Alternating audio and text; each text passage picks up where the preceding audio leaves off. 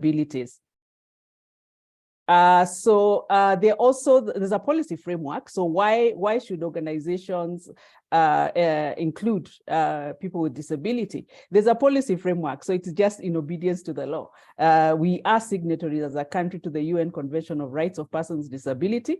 We have our constitution. When you look at the Bill of Rights, chapter 4, I believe, it talks about inclusion in the economic, in the social, in the political, in the cultural space. We have the Disability Act of 2003, which is under review. It also mentions, encourages or expects organizations to be inclusive. But so what can organizations specifically do? It begins right from the recruitment. From the recruitment. Are you inclusive when you are recruiting? Do you have interpreters? Is the environment, I'm sorry about that. Is the environment conducive for somebody on a wheelchair like me to come for the interview? Do you have an inclusive policy? Is the working environment welcoming once I am engaged? So it is important that organizations invest in minimum adjustments, and this has to do with the physical environment. It has to do with places like washrooms, which we ignore sometimes, working spaces, working from home options, the language we use, and this is something we take very lightly. What kind of language is used in your office? Do we use languages like disabled, crippled, handicapped? Is that what you define us to be? What is your corporate culture like? Does it stigmatize? Do you portray pity, charity, neediness? Or are you inclusive and make the environment comfortable for those that will be different? How about having capacity building programs like staff training? Is that part of what you have? Are you able to engage persons with disability? Just like you started by asking, if a customer walked in, it's the same with the employee, that had a physical disability or a visual disability, what would you do? I'll give you a story. I worked in the bank before I got into the advocacy world.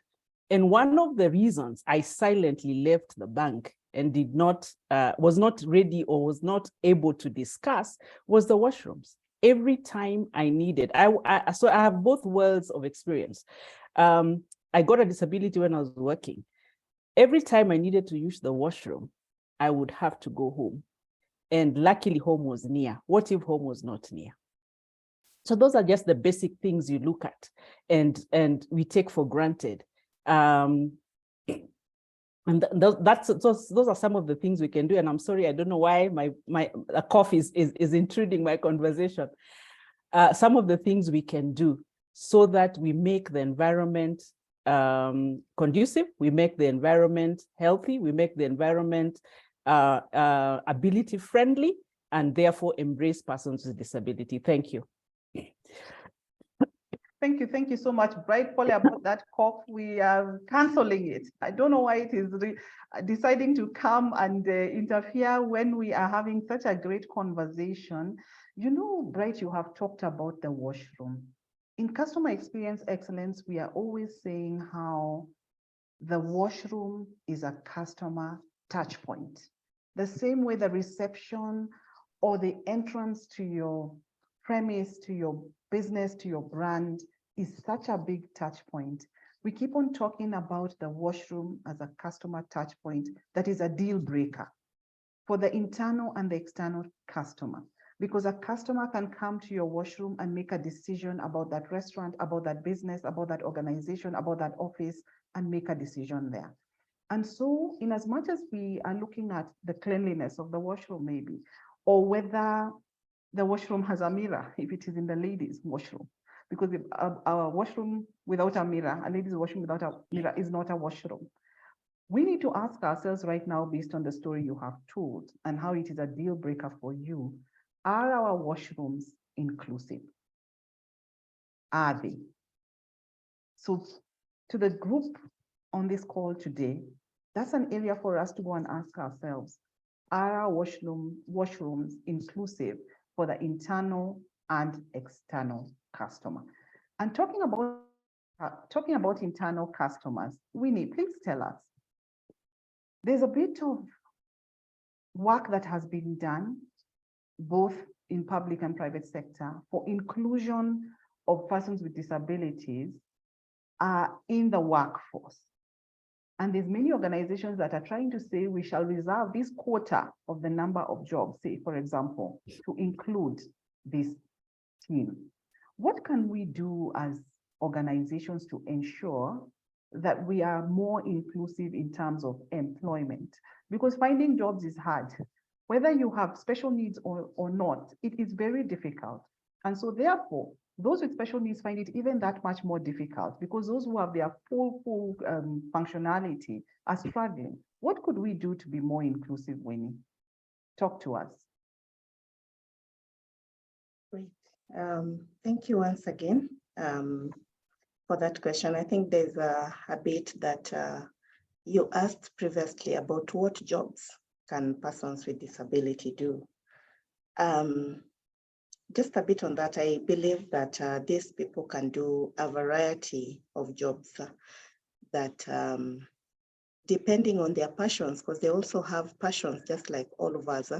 Sometimes they are unable to pursue their passions because probably the education system in Kenya, you want to go to this college, but all factors are hindering you, like they can't pursue. But eventually, we have engineers, we have counselors, we have teachers, we have lots of different program managers and coordinators that they can do. So I believe the first and very important thing, because as you mentioned, finding job for somebody like me without a disability is already a challenge here. So somebody with disability, the challenge becomes like triple. So if we want to be intentional about giving opportunity to people with disability, I think the first thing is for us as the organizations to create a positive attitude. Because when we look at it, among the so many barriers that we will find are a hindrance, financial, physical barriers, and all those, attitude plays a very key role when it comes to this, when the staff in this place already have the adequate training, so that when Bright gets to your office, you don't look at the wheelchair first and want to know what's the story behind, but you see the person first.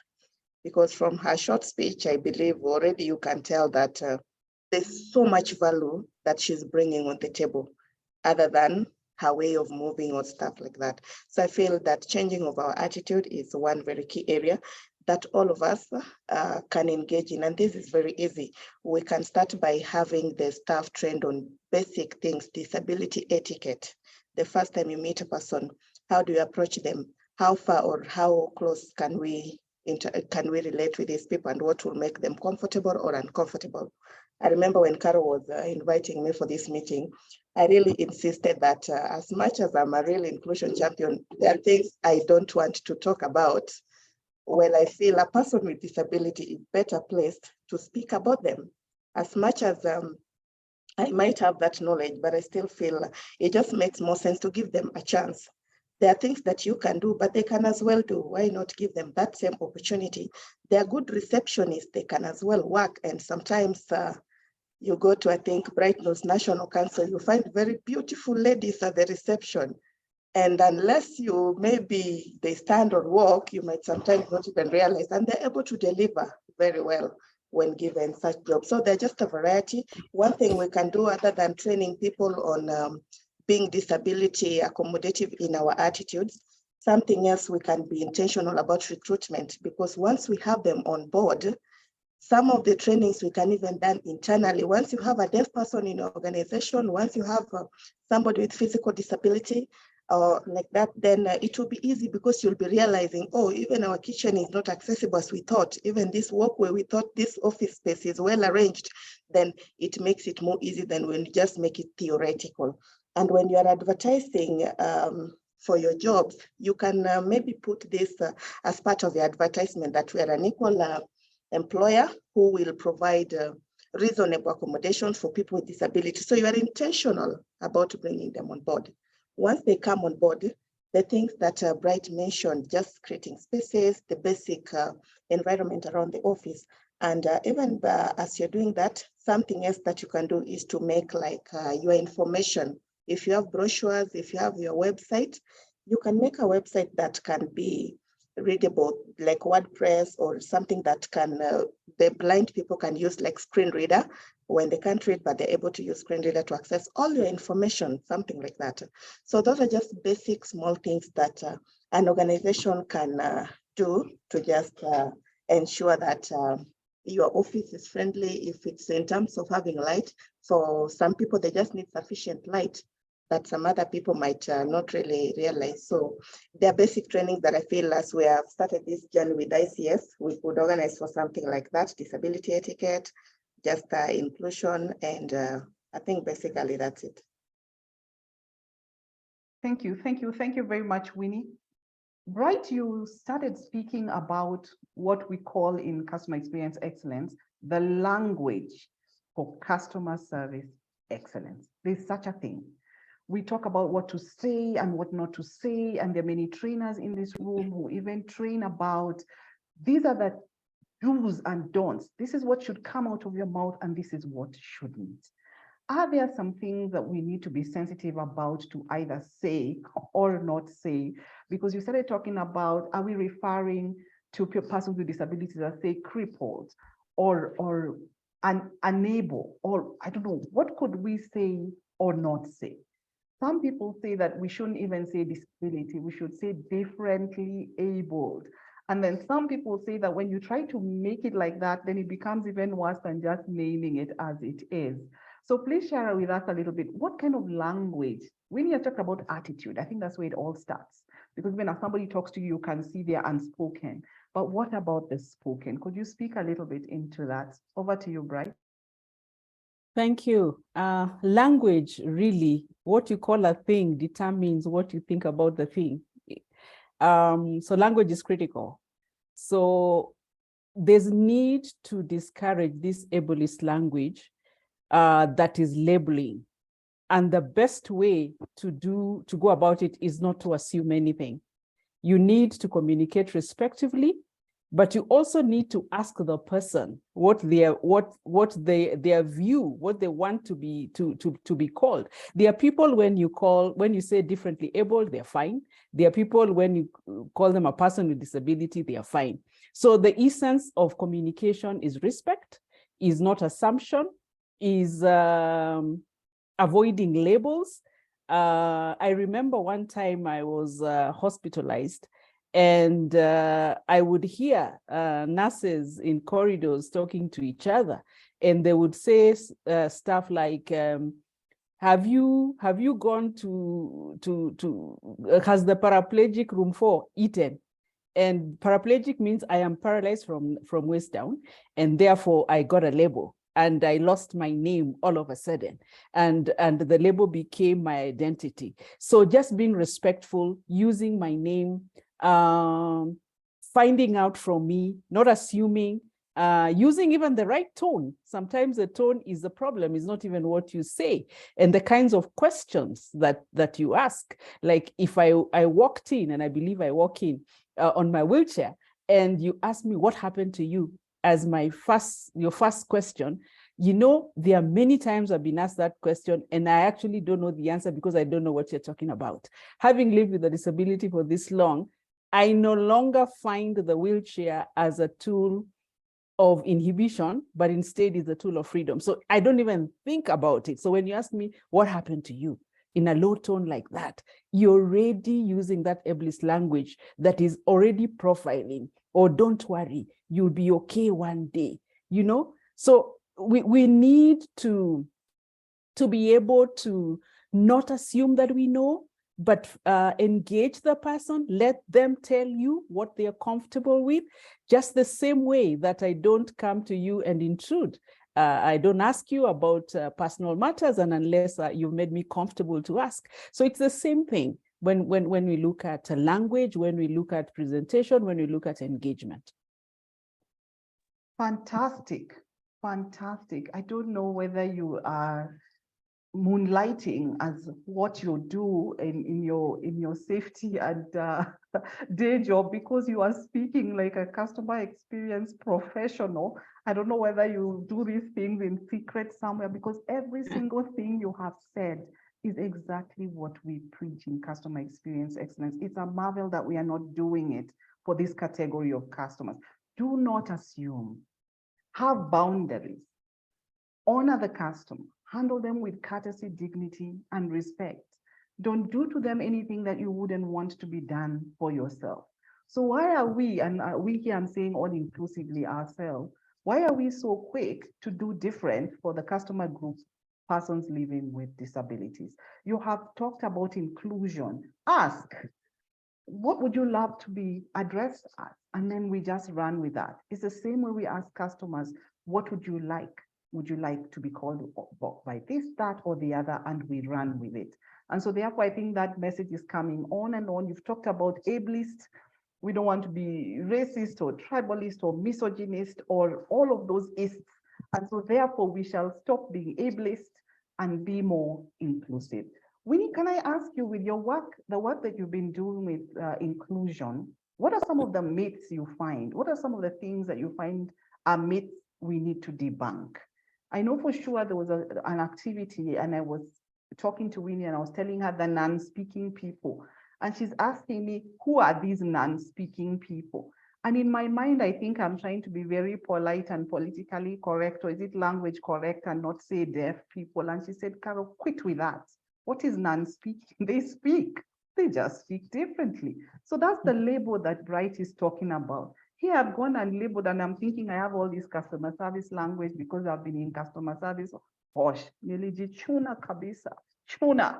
That's the I'm tuning myself. So Winnie, please tell us some of the myths and what we can do to debunk those myths. Over to you. Good. Thank you so much once again. Yeah, as you've said, sometimes actually we do this very unknowingly, unconsciously. You say things and you're thinking you are being helpful. Instead, you are making the situation worse at some time. So I think today we'll just use the example Bright as specimen Y, because everything we're going to say to her, but now the problem, she's my boss. When we go back to ICS office, I hope I want to be fired. Yeah, so Bright has said lots of very good things. When you come to her and you're really thinking, you're trying to be nice, like, what happened to you? Can I pray for you? So, and her, she's wondering, that's not why I'm here. I'm here to do business with you. I'm here for us to have a meeting or something like that. So I think something else that people always think that persons with disability are very bitter people. Sometimes the experiences we expose them to might make somebody just decide, because they're human beings. They have all these feelings that we experience as well. So when you start treating somebody in a way they feel it's not right, they can as well feel respond to you in a way that you feel, then you just conclude, oh, this person is bitter, so it means everybody with disability is bitter. But that is not really true. I think for me, like the persons I work with very closely, who are people with disability, they are very happy people. They are happy souls that I meet every day. And more often than not, I tell people, I even forget that these my friends are persons with disability until somebody reminds me, like, hey, you are really surrounded by these people with disability. So I'm like, at who? At, oh, Bright, not L, not who, and you mention all these names, then it dawns on me. But then when you just treat them normally, as create a normal environment, talk about everything else that you talk about with a friend, with a colleague, then you'd never see, I think I have never experienced that bitterness unless you provoke it. And something else that people maybe, they're just myths, that people who use a wheelchair are chronically ill or they're sick people. I think this might have been encouraged by the fact that when you go to hospitals, most of the time they use wheelchair for people who are sick, but then that wheelchair is not tied to the sickness of this person. It's on a totally different thing. And I like what Bright mentioned before, that for her, wheelchair is just like a tool of moving from point A to point B. It's like when you ride a bicycle or something, it makes your movement much easier. So it's not like you feel bound, like I am in some kind of a capri zone. That is not the point. But then when you look at it very positively, you feel like it is something that makes your life just a little easier to move about. Some people also think that deaf people, all the deaf people are able to lip read. So when you meet a deaf person and you start trying to whisper to them or something, that is not true. Even that lip reading, it's a skill that most of them were learning in schools. But then recently, we even realized that the Kenya education system, they dropped off that whole idea of teaching deaf children to lip read and to try to mouth whatever they're saying. And they're strictly being trained to just sign with their mouths closed. So this makes it not possible for all deaf people to lip read. And something else people think is that persons with disability are more comfortable with their own, with people who are having disability like themselves. That is also not true. I think this happened to me not too long ago, where I fellowship in church. At one point, we have a Bible study that we felt it was a little complex. So we needed someone else to come and just have a discussion with the team. So when we made this request to the Bible study desk of that area to get us somebody, they looked for a person with disability. And they were like, yeah, these challenges, they need somebody to help them with the Bible study. So they got us someone else and they were like, but why? So their reasoning was because they are persons with disability, we have to get them someone else. Well, at this point, I was just feeling like it's just a Bible study. I mean, I just want to know what you understand about this verse, what someone else understands, and it should be as easy as that. So I don't think it's really not true that persons with disability just prefer to all the time interact or stay with their own. Because at the end of the day, when you look at where we are, when you go to workplace, when you go to a hospital, most of these places, it's not specific for persons with disabilities. So they also need to just interact with the society and the community and normally. And something else is that persons with disabilities, life is totally different. That is a myth. It is not true because as I mentioned before, they experience emotions, they get sad, they get happy, and they go through most of these things. They get employed, they drive cars, they get married, they got children. So they run businesses just like all of us. So it's not like their lives and us, we're totally different. Even the emotions we experience, just the same. And something else, people admit that persons with disability always need help. Like Bright mentioned, there are times that it is not help that she needs. When you look at her and you think maybe someday she'll get help, no. I will tell you, like I mentioned before, today in ICS where I work, the board really help me a lot instead. I don't really know if I help them, but then because they help me to do my work. Bright is the chair of the board, as we mentioned before. And with her leadership, with her guidance, a lot has been happening excellently. And most of the time I consult and they give me this help. So in that case, I just feel like the persons with disability actually offer so much help, but if you give them that opportunity and if you create the right environment. And something else, another myth that people say is that disability and conditions like epilepsy are caused by evil spirits or something. This is also not true because there are so many causes of different disabilities, sicknesses, accidents, and all those things. So it has nothing to do with evil spirits and stuff like that. Something else, people think a myth that people with learning disability or mental disability can be cured, can be caused by could be as a result of a curse. This is also not true because as I mentioned, there are so many different causes of disability. Another myth, people believe that disability can be cured by witch doctor or something. Most of the people, when I share the experiences with me, they tell me how their parents at an early age took them to all these people who pray for you or people who can try to reverse whatever has happened to you. More often than not, it just causes so much harm and so much pain to these people. Well, that is not something that you can cure through witch doctor or something like that. There's no scientific proof that something like that can happen. And some other people believe that if you touch a person with disability, it could bring you bad luck, or it could even, you could as well get a disability.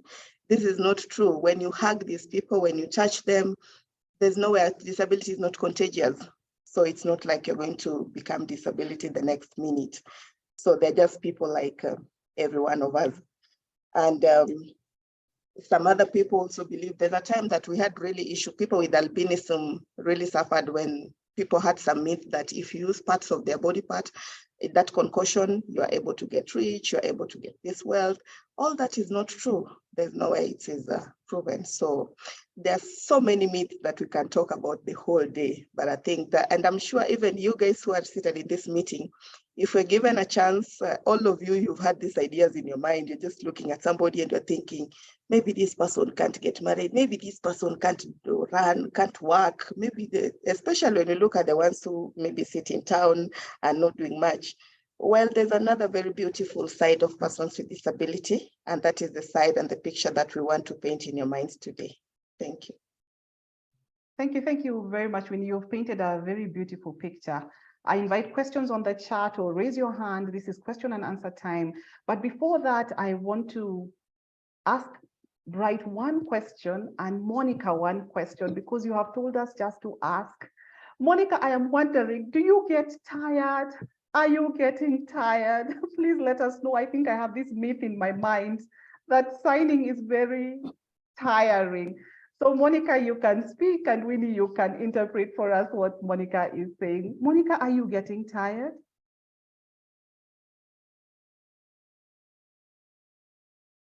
No, I am fine. You are fine. Okay, great. When people sign for a long time, do they get tired? Today we are debunking myths. Over to you, Monica. Do they? Do you? Yes, you do get tired. All right. Okay, Sawa, we appreciate you today, and we appreciate the wonderful work that you are doing for us in interpretation in this meeting. So Bright, tell me something. I was in school with a wonderful gentleman in the university called Justus Katumo. He too was on a wheelchair, brilliant guy, first class. And what he would complain about is that when people see him, they would start to talk very slowly and doubt his intelligence. And when they're talking to other people, they're talking like this, and then they would now switch to Justice and talk like that. Have you experienced this? And is this something that we do, without thinking? Over to you, Bright. That's funny, because all the time, many times, you're underestimated. People talk to me slowly.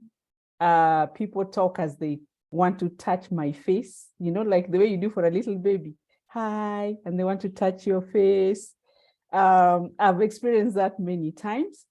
Worst of all is when somebody is helping you. Let's say somebody is pushing your wheelchair, and somebody else wants to find out information about you. For example, you've gone for a function. They want to find out what you eat, what you don't eat, so that they can serve. They ask the person that is pushing the wheelchair, and they go something like, "Uyu anakunywa chai? I'm right here." Normally I would say, "Hi, I'm here." So yes, we are many times underestimated. My personal experience is one time when I was invited as a speaker in an organization. And as I arrived before the person that I knew and I had contact with. And so I introduced myself. The people are set.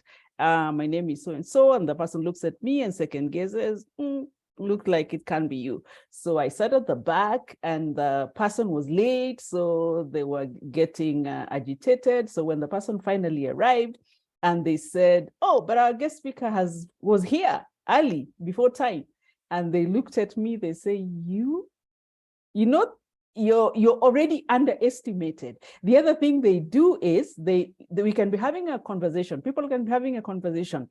And when they turn to me, they're having the conversation in English. They'll say, "Habari yako," Nothing wrong with Kiswahili, but it's said from a place of you can't be speaking English. And I always challenge them, and I said, I went to school. I did my master's as an adult just the other day, maybe like 3 or 4 years ago. And I was the valedictorian. I was the best student. So, and you could have seen the accolades. It was like I'd conquered the world.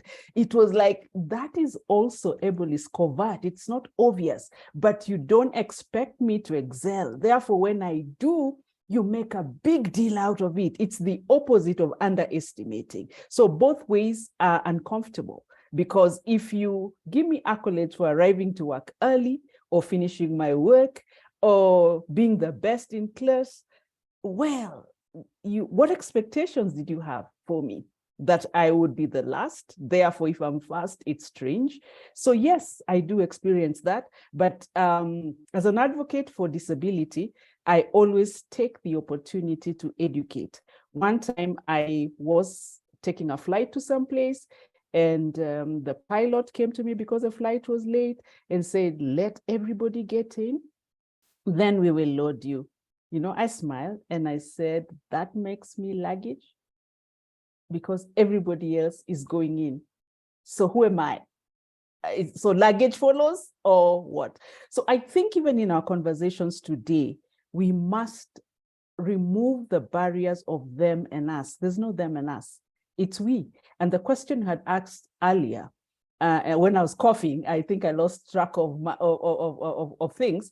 What kind of jobs? I think that question can also come out as negative, because I am a professional. I'm an intellectual person. I am a head of an organization. So when you say what kind of jobs, what do you mean? Do you expect me to be a cobbler, tailor, what, which is not bad, but what is your expectation? What causes you to ask those kinds of questions? There's no us and them, there's only we.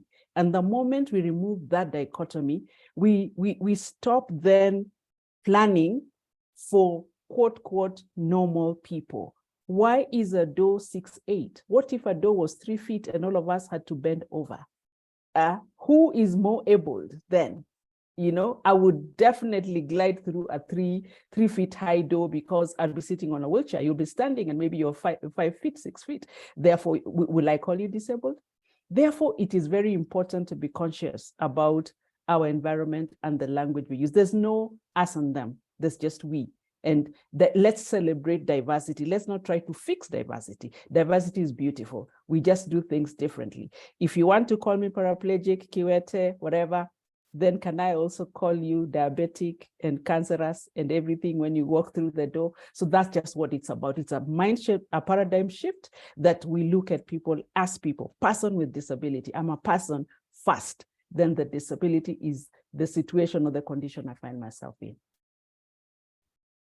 Right. I think our take home for today is that somebody has said on the chat, we need to repent. I think, Yani, awareness is the first thing. Even just this conversation is bringing to light just how much we need to unlearn, just what the knowledge gap is that exists, and how we need to bridge that knowledge gap so that we don't consciously or unconsciously do things that are not inclusion aligned, that are not embracing, and then cause, you know, unnecessary strife, unnecessary discomfort, unnecessary pain. And in the customer experience field, we are very big on things that we say and we are actually not doing. And so therefore, this is a wake-up call, such a wake-up call, an absolute wake-up call, that it can be covert or it can be overt, it can be too much or it can be under. And so all of these things are things that we need to be aware of. We'd ask for questions, but we have so many comments coming in. I think it's just people are talking about assumptions, and we should never make assumptions. There's the whole discussion on the chat about, you know, not underestimating and not making judgment and not being stereotypical. I think we are highly stereotypical. The word of the day is that there is no them and us, it is we. That's the highlight. There's the Kenyan proverb there, way. And Winnie is also contributing and saying, let's not say disabled people, but persons with. It's the same way I can be a person with diabetes. I am not a diabetic. And so these labels and these items that we keep saying with the words of our mouth are things that we need to be very clear and very conscious of. I know that time is running very fast, and we wanted to talk a little bit about what kind of audits can we do for the internal and the external customer to see that we are more aligned, more inclusive, more able to just have customer inclusion as our strategies, as our in policy, how we can have a very intentional and purposeful and deliberate walk towards getting this inclusion, diversity and inclusion agenda done.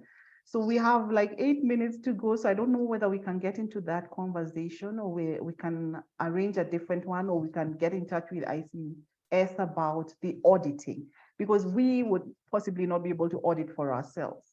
When we are auditing customer journeys and we are walking through the customer's journey, we need to do it with the customer, because we can sit here in the boardroom and say, oh, the customer needs this and the customer needs this. But when the customer themselves come and they walk through the journey, they're able to say better. So I don't know what we can do around audits. Winnie, is there anything that we can do around auditing our brands, our communication, our etiquette, our physical spaces, our non-physical spaces? Winnie? Oh, I missed on something. Would you just come again with the last part? Right, I'm talking about the ability for us to audit ourselves and see whether we have inclusion at heart. And what do we need to do in our policies around people, around products, around the presence, around physical spaces? What could we do to get audits done? I know we can't finish it in this conversation and people need to come to ICS to find out a little bit more, but what could we do to start? Thank you very much. I think, as you mentioned, we clearly can't handle everything in an hour's meeting, but since we've started this conversation, we need to just keep it going. And now at the organization level, we could work together to help you just to audit, just to find where you are in this whole journey of inclusion, where you're doing well, where you need to improve on. So that is something that might need to be a little more details. Then we can give you like kind of a guideline that you just counter check with what you're already doing and what you're not doing. So I feel this is a conversation that we might move to a different maybe forum, but it's a really, really good idea. We appreciate it, and as ICS will be more than willing to help and work on this together. All right, thank you very much. I can see Nyambura in the chat, just like Bright, you asked us this morning to ask. I can see Nyambura in the chat saying that she prefers disabled and she's okay with that.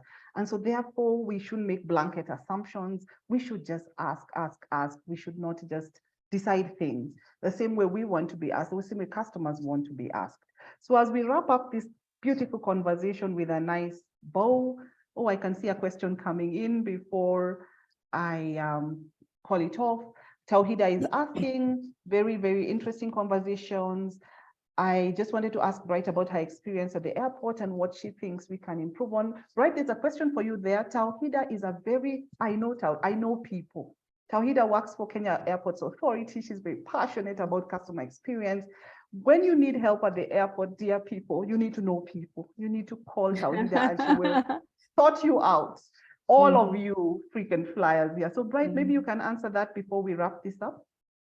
Yes, the one thing is the provision of ramps. If you don't have a ramp to the plane, and I know that sometimes in the smaller airports it's not always possible, the decent thing to do is to allow the person with disability, especially if it's a wheelchair user, to go in first and to come out last. That's usually done, but sometimes you find that, like in the situation I have narrated, when you go in last, it means that, you know, your wheelchair can go through the aisles. So you need the smaller wheelchair.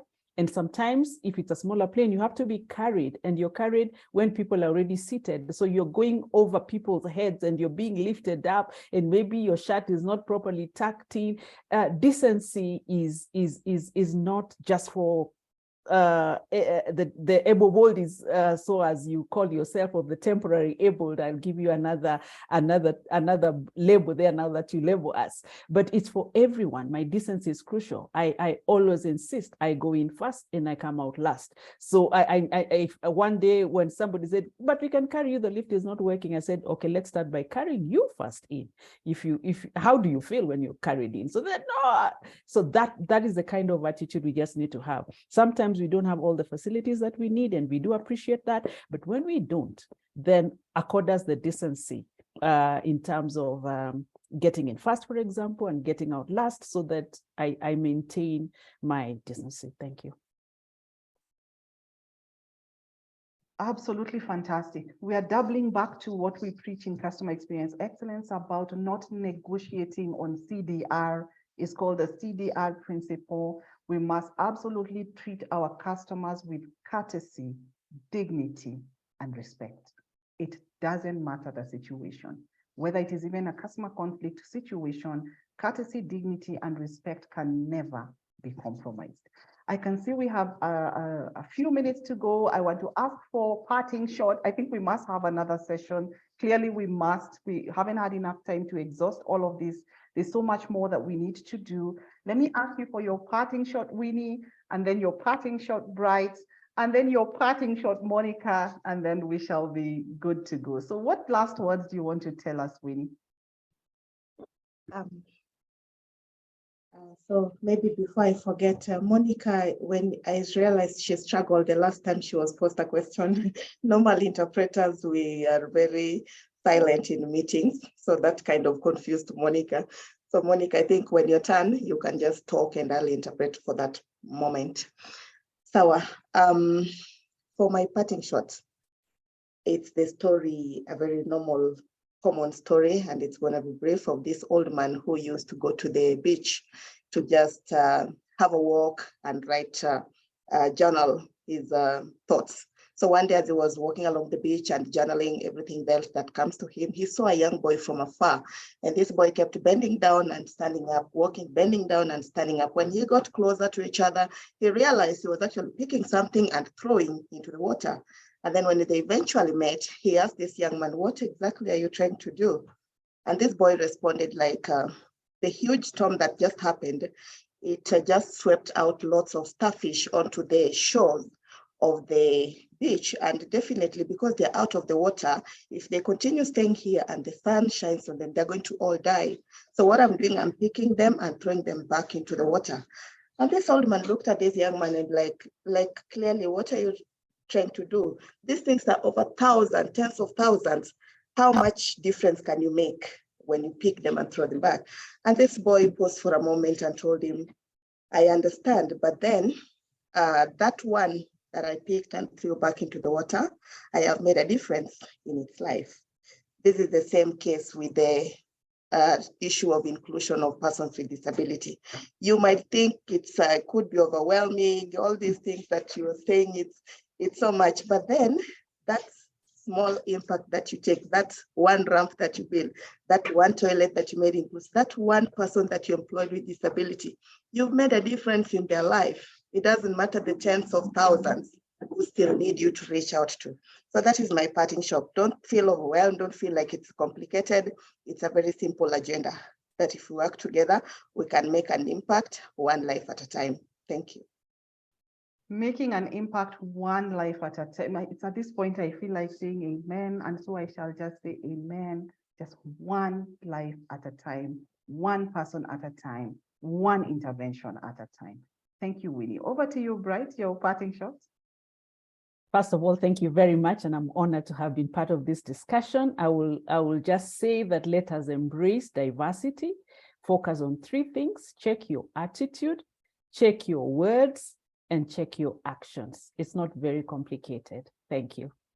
Oh, amazing, amazing. Check your attitude, check your actions, and check your words.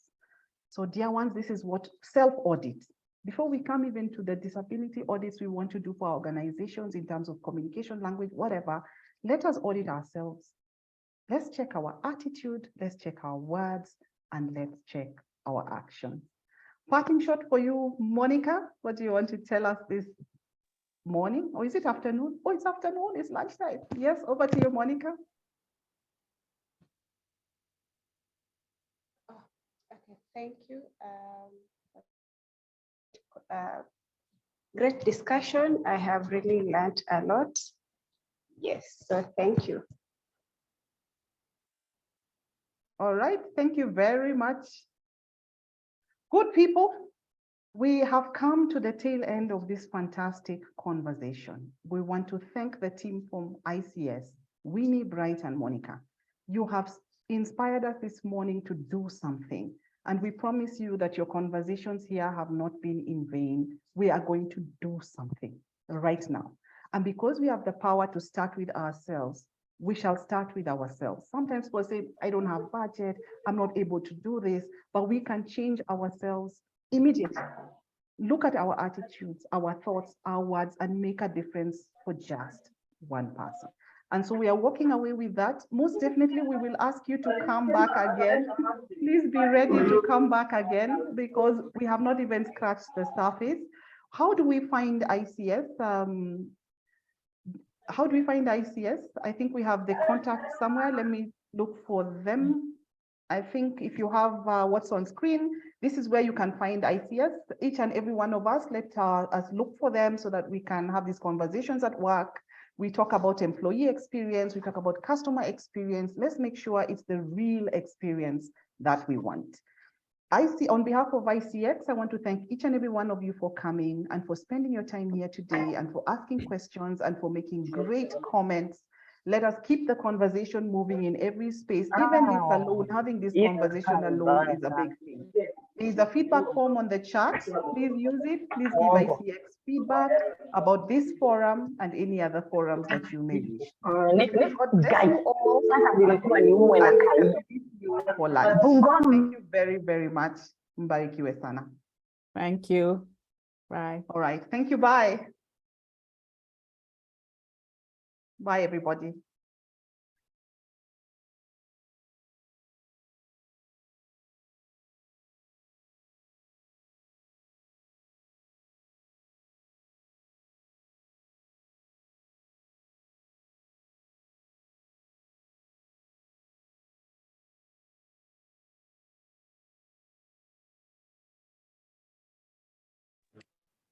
Bye-bye. Thank you.